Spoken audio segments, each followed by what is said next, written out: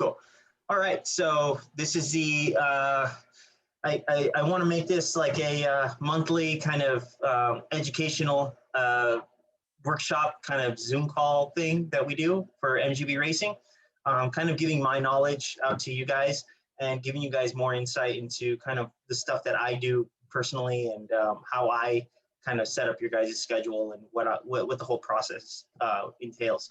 So this month we're talking about goal setting. It's January. A lot of people are setting goals. A lot of people are kind of thinking about what they want to do for the rest of the year. So I figure let's go over that first and kind of figure out why and how we set up our goals and how that affects the rest of our training program for the rest of the year. Okay, so I'm going to go ahead and share my screen here. There we go. All right, so this is goal setting. And when you're setting your goals, you want to be specific goals that drive the structure of your plan.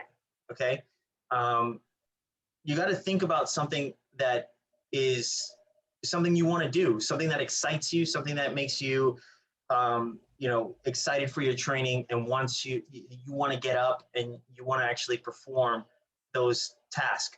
I kind of always say like we all, like me and Natalie's brother always say that Natalie would be great at high rocks because she's strong, she's fast, and she can do all these exercises. But the minute she starts doing these exercises like rowing and ski erg and all these things, she hates it. She hates doing it. So that pretty much nicks that. She doesn't want to train for it. So if you wake up in the morning and you're like, oh, I really don't want to do this. I feel like, I always say like whatever your body is accustomed to is technically the easiest like path of resistance. You know, it's the least path of resistance. Your body wants to do it. Like if you're more sprinter oriented, then obviously when you wake up, it's like your body kind of wants to do more sprinting. And if you're more distance oriented, then you kind of wake up and you're like, yeah, I want to do more distance. But it doesn't matter. Your mindset is also another thing, and that comes into play. And that's a bigger factor because you could wake up in the morning and say, I just really want to go long, and you're more of a sprinter oriented type of person, and your goal is to run a marathon. So you have to make sure that whatever your goal is, it's got to be something that's exciting to you, something that's motivating, and something that's really going to make you just like elated once you accomplish the goal. I remember coaching an athlete to qualify for the Boston Marathon. And, you know, she had been told by the coaches she wouldn't be able to do it, but she was really excited. She was very motivated. And I saw her excitement. I said, you know what? I think we can do it. So we trained really hard. We got ready. And it was a rainy day in Los Angeles. And she crossed the finish line. And she just was like crying, and she was excited because she had gotten the time. And that was the motivator to wake her up every day to do the workouts that I told her to do to actually achieve the goal. So you got to make sure that this is something that is really something that's going to make you excited once you hit that goal. When you hit that goal, it's just like, oh man, it's just, it feels so good to hit a goal. And, you know, if you write something down that is strong, that makes you excited, then you have a very high likelihood of actually achieving it.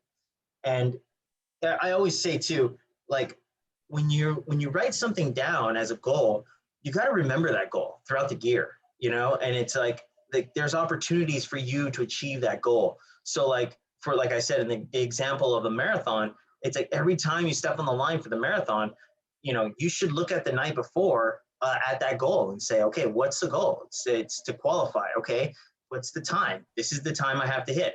All right, so you know your splits, you know your time, you know what's going to happen the next day. You have an opportunity to achieve your goal. And the next day, as you're running, you can look at your splits and saying, am I achieving the goal or not? And if it's achieving the goal, you get more excited and you keep wanting to push harder. If it's not, then you say, hey, you know what? I'm going to think to myself, this is a learning experience, and I got to do it again next time. So yeah, I think writing it down helps because when you write something down, you actually look at it and go, you right away you're going to be able to tell, is this something I really want to do? And I mean, I think what brings this up is that we get a lot of people that are like, oh, okay, I want to like run a fast, 5K, and then but they just kind of maybe it's like they felt rushed to like come up with some goal. Maybe they felt like, oh, I guess I need to do a time trial. Like 2020 didn't have any races, so maybe just throw out like a 5K time trial. And really, it was like, do you really want that? Same that it happens so much around January 1st with like diet and nutrition, which isn't really like, I don't think it's anything like has anything to do with what we're training for, but you see that a lot, and that's where you can like, you can understand why. Write it down, like kind of look at that. Do I want to, lose 10 pounds? Do I want to, what is it that and then you read it and you go, is that even something that excites me? So, writing it down helps you kind of look at it. So you're not just like throwing stuff out in air. Like, yeah, I want to run a fast mile. Do you want to run a fast mile? Something like that. So that's kind of why we say just like, because it gets you like in a deeper thinking. So scroll down. yeah, the next thing we got is the different types of goals that come into training. So we have performance goals, we have process goals, and we have outcome goals. I can talk about this. Sure. So a lot of times, like, people, like, you'll read like goal setting things and they'll say, don't set outcome goals. That's not a good thing. The thing is that we're mostly coaching everybody for either like road racing, trail racing, or Spartan racing. Probably most people here are obstacle racers. And with obstacle racing, I think that the outcome goal is great. So the outcome goal is something that's more like, I want to make an age group podium. I want to get, first place in a Spartan race, or whatever it is that your goal is. It's a little bit more, it's based on an outcome, and it's like more like the carrot dangling in your face. So what that's talking about, like what gets you up in the morning. We like the outcome goal for like a Spartan race, especially because you can't really do performance goals for like obstacle racing. Obstacle racing isn't like a road race or like a track race or, even like a CrossFit competition or something like that, where the time and the performance itself is measurable. Because it's kind of like not measurable, you really are based on like your placement in the race. You're based on like, it's almost like it's a little bit more subjective. Like, it's like, did I run good? Did I give my all? That's kind of like Spartan racing.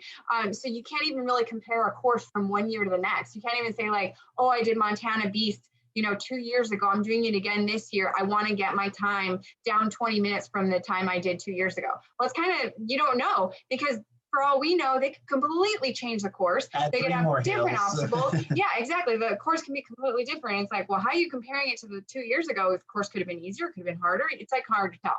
So because of that, we like outcome goals. We want to use outcome goals to drive our long-term motivation. You might say, I want an age group podium. I want to qualify for Boston. I want to, any of those kind of outcome goals. And that's that carrot dangling in your face that gets you like hungry every single day. Remember, everything is based on consistency. So when it comes to goal setting, think about how you're going to be consistent. Is this something that you are excited about every single day? Because that's how you think of your goals. Every day you wake up, am I getting closer to my goal? Performance and process goals are like the steps along the way. They're they're important and they're necessary. So you can't just pop out an outcome goal. I want an age group podium, because you need those performance and process goals in order to make sure you have the skill set to get your outcome goal. And also they're very fulfilling. So, it keeps you driving forward. So an example of a performance goal is something like measurable, where it's like sub 40-minute 10K. It's a benchmark, it could be a time-based thing. It could be like, it could be run, certain time in a mile, or certain, like a time trial. It could be a race time. It could be, something like that. A process goal is more like your, it's kind of like your training. But I set one for myself because I know, I'm going to try to do an obstacle race in 2 months, and it's been 9 months since I've done any obstacles. I got to get on it. And I know it's not going to affect my running. So I just put it 50 pull-ups a day from January 1st to January 31st. And like, I know check it off. I did it. That's my process goal. I did it for the day, right? It's not based on like a time or hitting a certain mark. It's just based on doing it every single day, right? So that's a process goal. And all three of those are, both the performance and process goals are like your steps along the way to get to your outcome goal, And with process goals, we always try to work on weaknesses. So it's like if you feel like you're not confident in your grip, you do some pull-ups or you do like a dead hang. If you feel like you're very confident in your grip, but you have a lack of flexibility or tight hips, stuff like that, you're going to be doing stretching or you're going to be doing like some kind of mobility exercises. So that might be your process goal, where it's like I do stretching 3 times a week. It's nice to have those process goals because a lot of times you go like, oh yeah, stretching important. Hey, Chris, is stretching important? Yeah, right. And then, did you stretch this week? No. Did you stretch last week? You once. Okay, I thought you said it was important though. And it's like, oh yeah, I did. But, like maybe for you, you realize, shoot, when I don't stretch, I get hurt. So that means for me, 3 times a week, I check it off and I know I did it. And that's something you can always, like, if you have certain like process goals you want to add into your plan, just throw it in there. Like for me, it's like, I don't really like put it in my plan because I know I did it. But if you want to have something to mark green on your app, you can always tell Mark, hey, Mark, throw it in there. I do stretching 3 times a week. Throw it in there. I do yoga twice a week. I want to make sure it's on my plan. So those are things that we can do to make sure you're like checking your goals off, your process goals, if they're separate from the training that Mark has in there. All right. So the next part is goals should be specific and positive. Okay. So specific goals obviously are like, sub 40 minutes in the 10K. You don't want to just say like, I want to get faster. Well, you got to really think about your outcome goal and kind of think about what you want to do. So it's like, if you're thinking about, doing supers or beast or different distances, like, sprints, you kind of want to be fast enough to actually achieve the outcome goal. So you need to tell yourself like, oh, right, like I need to be this fast in this distance in order to achieve my goal. So there's specific goals that you need to hit for your times. That gives you confidence as you're going along to achieve your goals. It says like, hey, this is kind of like a marker that says this is achievable because I hit my specific goal. And now I have kind of like the building blocks in order to achieve my overall goal. I mean, I think that too is based on like self-efficacy. So like you can't go into a race and just say, I am gonna give it everything I have, and I am not gonna quit, and I am gonna go fast. It's like if your brain doesn't know you've done it before, it's not gonna just do it on race day. It's not gonna just be like, oh yeah, like here I go, sub 40 minute pace, 10K, but I'm not running like 6:30 pace. Like your body just doesn't do it unless it knows it can do it. So the brain functions that way. So it's important to have benchmarks, and it's important to have kind of like what you're capable of in there. All right, so setting your goals and making them positive. So like we're saying it here is like a top 10 finish, a like winning age group. That's a positive goal. Like you don't want to set a goal like, oh, don't get beat by Julie or don't get beat by like Frank or whatever. It's like, yeah, we get that sometimes. We get that a lot. Like, yeah, it never ends well. It's not good It because never makes you happy. Yeah, because Julie and Frank could be working super hard. You don't know what Julie and Frank are doing. You can only take care of yourself. So worry about yourself. Worry about how you are improving. And if you are hitting your like earmarker goals along the way, then you are becoming a better athlete. And this is what it's all about: becoming a better athlete over time. So it's all about the consistency that we're trying to set up here. Goals motivate you to become consistent. And that's why we set goals in the first place, because it drives consistency. So if we're consistent over time, we will achieve our goals. But you can't compare yourself to other people because they might be working hard for this 6 weeks. Or they might be running, subpar. You've already passed them, and you're just like, your goal is to beat them in a race, and it's like you didn't even that's not even you were high enough. Of. Yeah. But it doesn't mean, obviously competition drives us. We're in a race. There's a point. It's competition. Everybody gets in a race to win. So and to do better and to push each other. So like Mark said this before, when you're in a race, the competition is there to drive you to push to be your best. And so on the days that like Mark wins against, you know, the top guys, he goes, oh man, they pushed me to be my best today. And on the other days, it's like I push them to be their best. So that's how racing works. If you're just concerned with like, you know, I don't know, beating one person or something like that, then you're missing a big part of the, you know, part of what could be like make you feel good, I guess, if that makes sense. It's like a fun goal. So we always say be positive because it's better that way anyway. It makes you happier in the end. Yeah, you want to be positive. You don't want to have this like, you know, like worrying about someone beating you and stuff like it doesn't end well. It's not good. Yeah. So just worry about yourself, worry about how you're getting towards your goal, and it'll be a lot better. Yeah. So we got objective versus subjective. Okay, you got clear markers to attain versus to be good at running. It's like, you know, when you set your goals and you're saying you want to do something, clear markers make it very easily for you to kind of like organize your goal. So when you're organizing your goal, you're kind of looking at what aspects do you need to attain your goal. In OCR, it's how fast do you need to be at that event? Like how strong do you need to be at that event? How fluid do you have to be in the obstacles in that event? So it's like for a sprint, all this stuff needs to be very quick, but you don't need a lot of endurance. So you can kind of, you know, think about how you're segmenting your training to achieve that goal, you know, and not thinking to yourself like, oh, I got to be good at running. It's like, no, you have to be fast, but how fast? It's like, you need to be X, like you need to be able to run 2 miles in, 12 minutes. And then now you're going to be at age group podium. Like that's the marker. So you have to figure out, you have to look at the data from previous years and say like, okay, how fast was everybody? What kind of pace were they running? Compared to the pros, how fast are they running? Well, I want to run in between those two. So I know I can kind of challenge pros, but I want to be really fast, faster than anybody in age group. And then you start organizing your training accordingly. Okay. All right. I think this is like the most important part. Yeah. I mean, other than like the most important part is obviously being excited, being motivated to drive consistency. The second most important part is, I would say for us, this is the most important part, but it's realistic timeframes are very, very important. Okay. I like last year, I ran a 425 mile in my mile time trial. And I also ran 85 miles in the ultra virus race.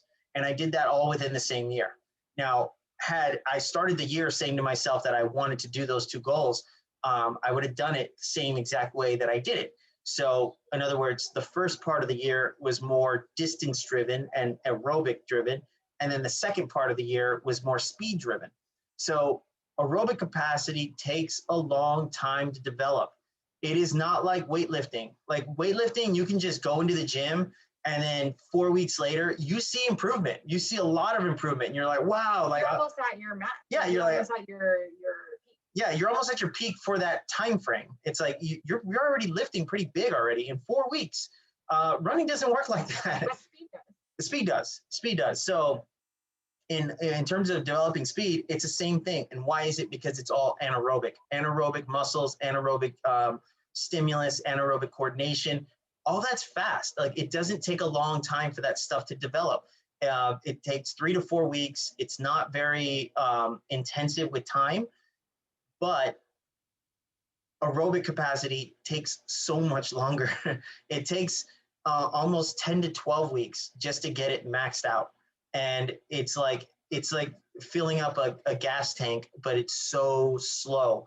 Whereas like when you're doing when you're doing speed work or you're doing like weightlifting, it's very quick. You see improvements very quickly. So that's how you kind of think about your goals. It's like you can't just you can't say to yourself like, oh yeah, I'm going to jump into an ultra and that's going to happen in a month. And it's like, no, that's gonna mess you up. Because we're talking about like obstacle racing, for the most of us, we're talking about everything being over 3 to 4 miles, and like I'd say a lot with most of the athletes here, we're probably talking about supers and peaks most of the time. It's like usually what everybody's excited about. Like rarely do we have anybody that's like focused on sprints or focused on sometimes high rocks, stuff. And then, yeah, your training is different. But when it comes, even for high rocks, aerobic capacity, it's a 5-mile race.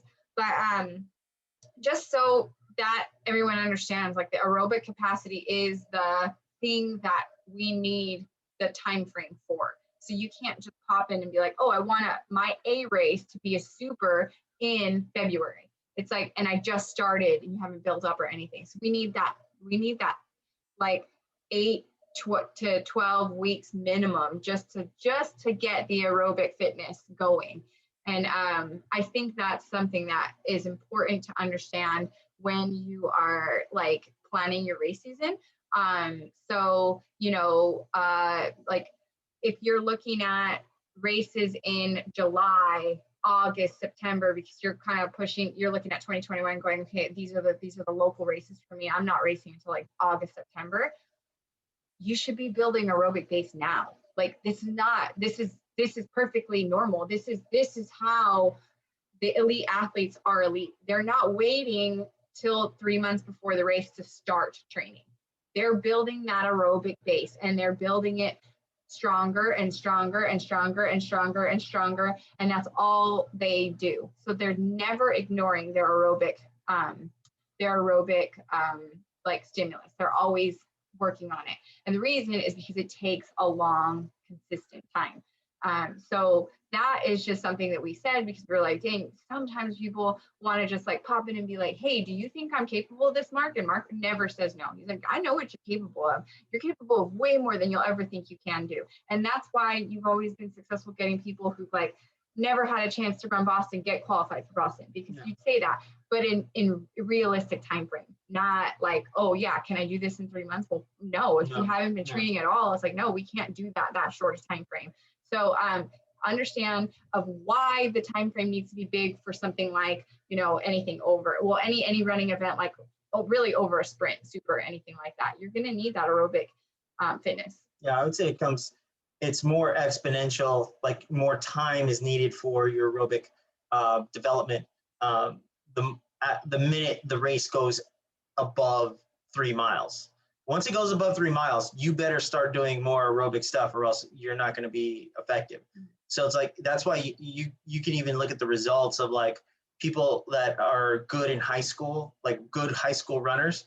Once they go to college and the races start going longer, almost twice the distance, they go from 5K to 10K, you see different names pop up. Like those names that were really big in high school, they all of a sudden fall off, and in college, other names start to come up because these kids were building their aerobic base the whole time they're in high school. And then when they get to college, they just kind of keep doing it. Whereas the kids that are just speed focused, they can't build it up because they never developed their aerobic base. So now they're trying to do it and it's very difficult for them. So their success is only in the mile and less when it comes to college. So like I said, what about polarizing goals? Yeah, polarizing goals are essentially you have a goal of running really, really fast and you have a goal of running really, really long. And you can do this, but it has to have enough time frame and separation so that you can do one goal and focus your attention on one goal and then say, okay, I've achieved that goal. Now I could switch my attention to this other goal and switch the stimulus and now focus more on speed. Because the body takes a long time to transition from stimulus to stimulus, okay? You have aerobic muscles, you have anaerobic muscles, and you have mixed muscles. Those muscles can go either one way or the other, okay? So when we train, we're really training these mixed set of muscles to either go one way or the other way. And that's the difference between, that's why we need so much time frame, is because if these muscles are more aerobic driven, and then all of a sudden you're saying, now I want to run a fast mile, it takes time for these muscles to pull away and then say, okay, now it's anaerobic time, and now we're going over here, okay? So that migration of where the muscles swing takes time for it to develop, and it's not a quick process. So that's why the time frames need to be spread out so much, because obviously, like, you need that time frame or else your muscles won't be able to convert. And we can do that. And if you want to do that, that's possible. I think we get that a lot. I think that like, you know, and this is perfectly fine, because whatever drives your excitement, whatever gets you excited, gets you to wake up in the morning. That's the most important thing, right? But we get that a lot. Like, it's like Spartan will throw a bone out there, like, hey, like, we're, you know, when they announced the Sweden Ultra, it was like, dude, people wanted to go to Sweden and, you know, potentially see the Northern Lights and do, you know, see all this stuff. And it was like, we have people like, I'm going to do an ultra like next month. I want to be a beast for it. It's like, oh, you know, so, you know, it is doable, but keeping in mind that it's difficult. So now we're talking about looking at 2021. I know it's hard because not all the races are really out there, and for sure. But as you plan, try to be thinking like, do I want to run an ultra early in the year? Do I want to throw my ultra to the later season? Like something like that. That way we kind of set it up to where we get an optimal performance out of, you know, the biggest races you want to be at. Okay, so this goes into how to set up your schedules. So when you're grouping your schedules, that means it's just basically similar type of races during a similar time frame. So it's like you'll take like you know, a 4-month period, and it's like, yeah, now you're building up your miles in month 1 and 2. Month 3, you're actually working on speed work, and then month 4, you start racing. And then when you're racing, that can actually go on for another like month or 2. So it's like you can go from month 4, 5, and 6, and you could be racing in this time frame, but they need to be similar in scope. They can't be drastically different. So like we're grouping here like kind of like half marathon road races, high rocks, supers, and sprints are all together, and that would be like a segment. So you can have like every other week or 2 weeks in a row, then a down week, and then another week you come back and you race. You can come back and you can keep racing and racing and racing, but that time frame needs to be focused on the same style of distance. If anything, it would be better set the longer race first, and then you kind of go down in distance as you go through that cycle. Then after that, like once you go through like a good 5-month period, the 6th month is recovery. Now we need to rest because you've been racing for 2 months. You put yourself in a position where your aerobic fitness now is suffering because of that, all the speed and all the racing you've been doing. So now it's time to recover, build it back up, and then now we get ready for either another set of what you just did because that's what you want to focus on, or we go into something different, which is like, you know, we can go into beast, ultra trails, or longer road races like marathons, or we can go into sprinting. So we go to sprints, mile PRs, DecaFit stadiums, or ninja competitions. So that's going to be more towards anaerobic. So it's like, you know, you can decide what you want to do and how you want to structure your goals or what you want to do. But, you know, making sure that you understand that you can't be a beast all year round. You can't just keep racing and racing and racing all the time. It's like there is a point where your body just says, I can't do speed. I don't want to run anymore. And you just need to run easy. And it's usually around month 5. And then like, so usually the Spartan season kind of has a lull, like in the middle in the summer. And that's when we usually take like a month off, or like not a month off, but we do a month of like easy running. And then we start building back up right after that, getting ready for championship season, which are longer.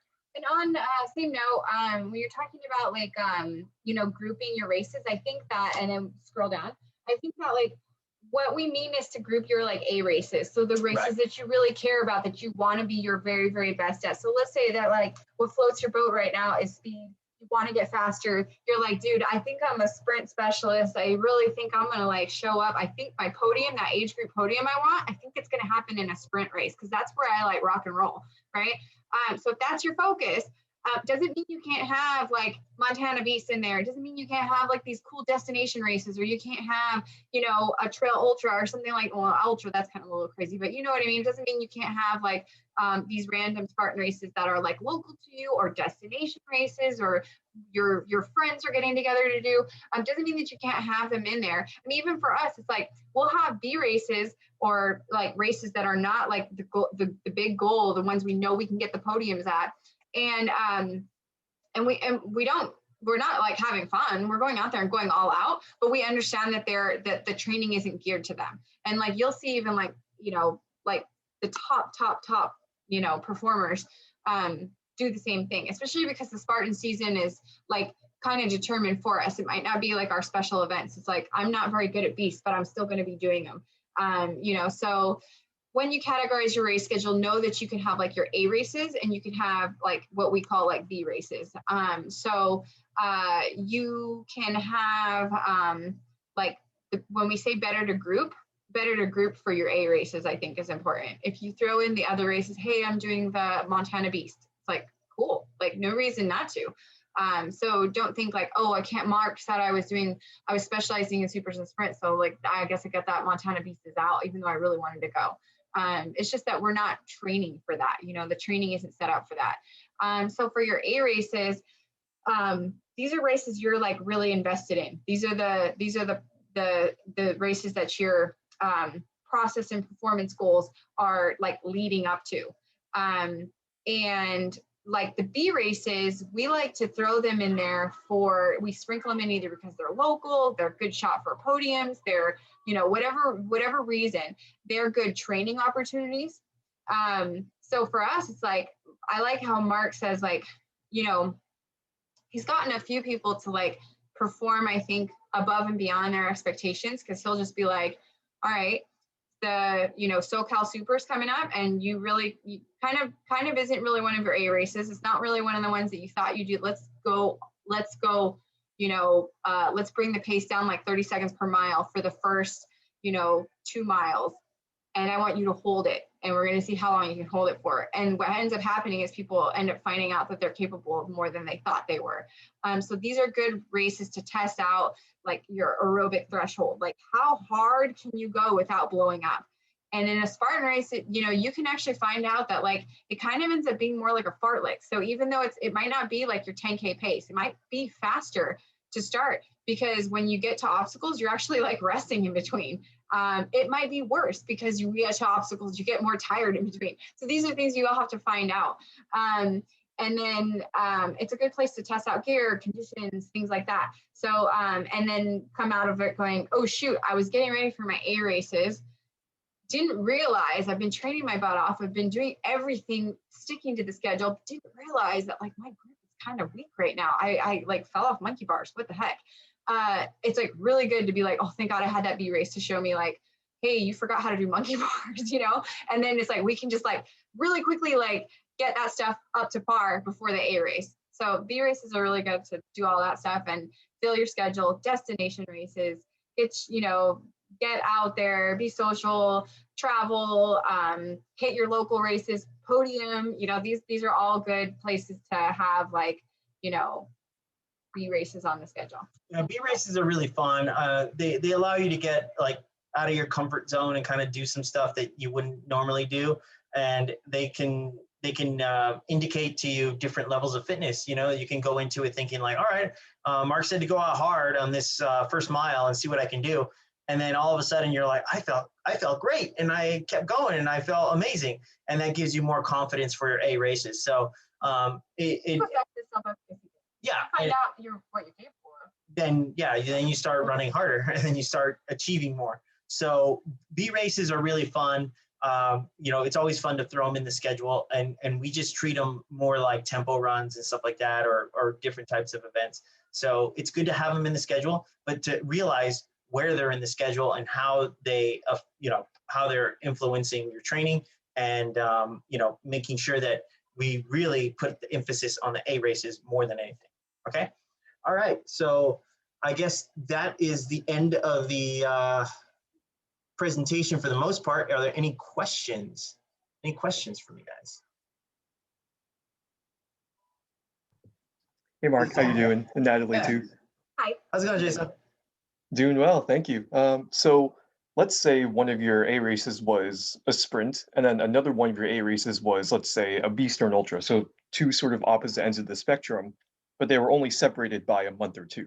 So how would you structure someone's training in order to prepare for that? Well, see, it's difficult if it's within the same, like now we're talking about the same time frame. So it's like, it would be very hard for me to say like, okay, you're going to have an A race as a sprint and then come back with an A race as a beast. So it would be it would be training for the beast mostly, because that is going to kill you. Whereas like a sprint's not going to affect you as much. So you always overtrain. So in other words, like if you overtrain for that distance, then you're going to be prepared for that sprint. It'll be fine. It's just that you wouldn't be at tip top for the sprint than you would for the beast. So when you guys, like if I have an athlete come up to me and tell me that's what their goal is, I'm basically going to train you for the beast, so that when you do the beast, you're going to do it effectively, you're going to be strong, and you're going to be able to do that fast. And then when you do the sprint, it's more going to be like, all right, you're going to put out 100% effort, and you're going to be giving it your all. You're going to be in shape, but you're not going to be turned up to what you could potentially be in a sprint in terms of speed if we were just focused on sprints at the time. So in other words, like, you know, I know it's a sprint, I know it's your A race, but like if you had it in a different time frame, then we would be able to focus on that one race. But because of the time frame and how you structured your goals being so close together, I have to defer to the longer distance as the primary. So it's in other words, like you probably wouldn't be maxed out for the sprint, but there would be no way to max you out for the sprint and have you do the beast, because you would die basically. Like, yeah, especially, I mean, beasts aren't fun. even looking at like, 9 times out of 10, a beast in Spartan is going to have like a ton of fun. Like I can't even think of, there's only like 2 beasts on the whole entire United States schedule that are flat. Like they're just not. So yeah, they'll find mountains to send you up and down like 100 times. And in which case, then when you're training for a beast, you're probably going to need to be in climbing shape if possible. And then in which case, like you're really like your turnover is not. It's going to suffer. Yeah, it's going to suffer. But I mean, most of it. The thing about Spartan racing is that it is so like it's on the verge of dangerous if you're not training for it, for a beast course, because they're so treacherous and they're so involved. So like the pros take 2 hours and 30 minutes to complete beast course. That's saying something, because the average like age group podium guy will finish in like 3 hours and 15 minutes. So like looking at that, it's like that's a long time out there. It's like it's very intensive, and it's very strong. It's very detrimental to the body. So it's like I'm not going to train someone like all out for a sprint when it's like you got a beast on the schedule. Beast is by far the most important thing on that schedule. So it's like I need to take care of you as an athlete to not get hurt, to make sure you finish the distance and to finish in a good time. So that's obviously I'm always going to defer to the longer race, and that's going to make you finish the race at least healthy. Yeah. Any other questions? That was a good one. That was like it's really hard for us as coaches to design something that's like going to be perfect. And it's like I know you guys have a lot of aspirations and goals. Yeah, I do too. And it's like some stuff gets conflicted, and sometimes it like stuff has to take a back seat. So like for me, like my goal right now is to do my first like trail race ultra. And then 2 weeks later, I have a sprint at Jacksonville. But we didn't know. I didn't know that was going to happen. It was on schedule a week ago. So it's like, oh, okay. I mean, he's going because we got flights, and he'll likely be on the Spartan team. And then it's the series, and there's like they only count 3 of the 5 or something like 4, or I think it's like 4 and 5, 3 or 4 of the 5. So 3 of the 5. So I think it's like low risk to go. You'll be in great shape. Go do the sprint. But does he think that he's going to compete for a win at the sprint? Probably not, because the speed won't be there and the recovery won't be there. It'll be one of his first runs, considering he's running a 62-mile trail race all out 2 weeks before. He's probably going to take a week off, be on the bike. He might still be on the bike leading into Jacksonville, and it might be just like, oh, my first run back is a race in Jacksonville. Like, is the turnover going to be there? Yeah. No. So the expectations are just like, hey, going to go out there, do my best. make sure I don't get hurt and just go do that. Another comment on that is like on that mile, some of you guys probably caught that OCR stars, and what they did for the video of it is they had like VJ and Mark and Hunter and a couple of the guys came out and did it, and Rich Diaz is VJ's coach, and he was like, him and I were talking, he was saying, like, first of all, Mark and VJ had no business going out to do a fast mile. And we all knew that. I mean, Mark had just started doing like a little bit of speed 3 weeks before just to be like, oh shoot, I got a mile.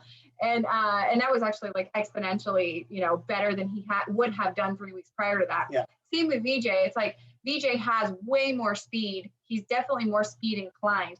Had he been training for a mile, like very, very realistically, Mark and I did the math in our heads ourselves separately and came up with the same answer, that the kids should be running sub 410. Like there's every indication possible he should be like about 405 to 410. Yeah, probably 405, but 408. Like for what he's capable of if he put in the work. But even like Rich D is saying, like every obstacle racer, what obstacle racer comes with you a goal that's actually like we train for a year or for 2 years, and it's like never. And I laughed. I'm like, yeah, none of us do. So he was all like peeved about it because he's like, if I had a goal and we trained for a goal, but I don't, because my obstacle racers want to do high rocks and they want to do ultra, then they want to do DECA, and it's like, what the hell?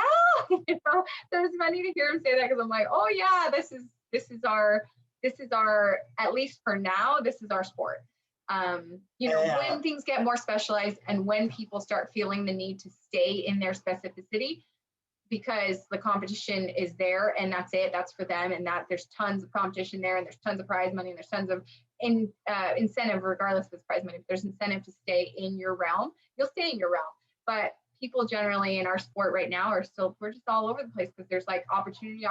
Oh, this is cool, that's cool. Oh, everyone else is doing that, I'm doing that. This is a series. You have to do them all. Yeah, it's like 31 flavors. Everyone's trying everything, and they're excited to see. Oh, what's that? What's this? What's that? And so, but it's good too. But it's good. It's all good. Everyone's getting fit. Everyone's strong, and I mean, you look at our community. It's very fit and healthy and powerful, and I like that. It's like no one looks weak. Everyone looks strong, and everyone can do everything. So it's really interesting. It's kind of fun. We're awesome. Yeah, it's a great sport. It's a great community. So it's all positive. It's all good. All right. Any more questions, or is that it? Bye, guys. All right. I guess that's it. Thanks for coming in and asking questions, and 2021. Yeah. I think next month we're going to do, the talk is going to be about race prep, because we're going to be talking about Jacksonville being the first series race. So I'm going to be talking about how we're going to do our race prep for Jacksonville, what goes into race prep, how do we prepare for races, mental state, and just how should you be focused on your race prep. Okay. So that's it. All right, guys. Thank you. See you next time. Okay, thanks.